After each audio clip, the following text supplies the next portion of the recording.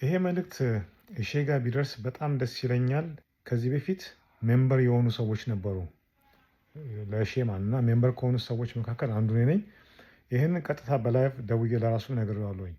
በጣም ለበርካቶች በገንዘብ ዙሪያ እሱን ለምታሙ ሰዎች ምላሽ እንዲሆኑ እሱ ቢያብራራው ደስ ይለኝ ነበረ።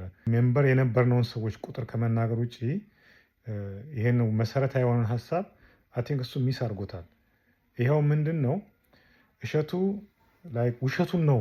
በቃ እሸቱ ይሄ የገንዘብ ችግር አለብኝ የሚለውን ነገር ላይክ እሱ በጣም ብዙ ገንዘብ እንደሚሰራ እና በተጨማሪ ገንዘብ ፈልጎ ለማስመሰል ከፍተኛ ጥረት እየተደረገ ነው።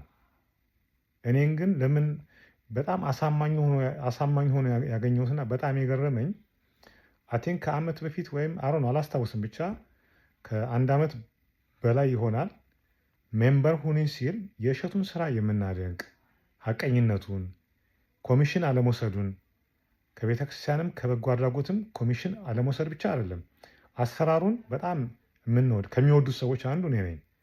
እንዲህ አይነት ሰዎችን ገንዘብ ቢሰራ እንኳን እንምላችሁ ገንዘብ ቢሰራ እንኳን እንዲህ አይነት ሰዎችን ማበረታታት ጥቅሙ ምንድን ነው? የምንጠላውን ሙስና የምንጠላውን ሌብነት ያስቀራል። ሰውየው ኮምፎርተብል የሆነ ኑሮ የሚኖር ከሆነ ስራ የሚሰራ ሰው ማለት ነው። ኤክስትራኦርዲነሪ የሆነ ስራ የሚሰራን ሰው ማበረታታት ግድ ነው።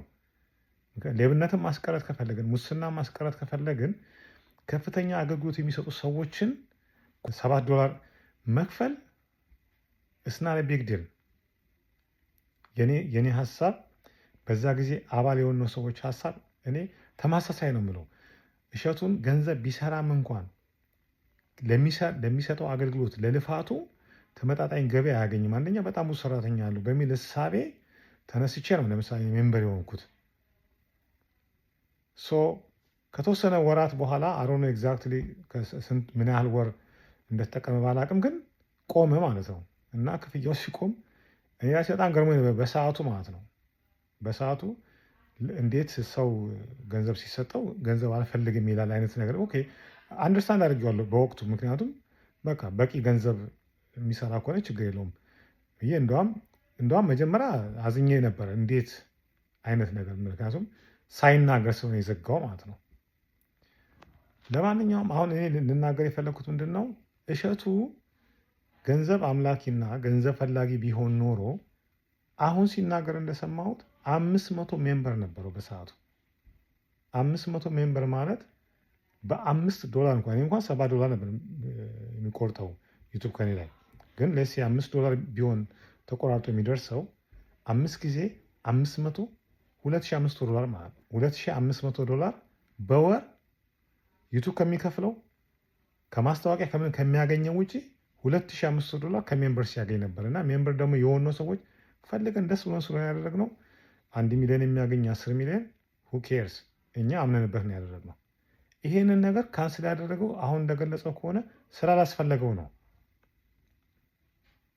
ስለዚህ ይሄ ራሱ ትልቅ ክሬዲት ሊያሰጠው የሚገባው ነው። ስለዚህ እናንተ በየቦታው እየዞራችሁ የእሱን ስም ከገንዘብ ጋር እያያዛችሁ የምታጠፉ ሰዎች ጥንቃቄ አድርጉ። አንዳንድም ግፍ ነው። ከዛ በተረፈ እሼ በርታ። 3,000 ሜምበርም ሲያንሰው ነው። ከቻላችሁ 5,000 ከዛም በላይ አድርጉና ይሄንን በጣም ትልቅ አገልግሎት ጽድት አድርጎ እንዲሰራ እናግዘው ነው። ስለዚህ የእሱ እድገት የሁላችንም እድገት ነው እና ይህን ነገር ለማለት ነው። ወንድማችን በርታለን።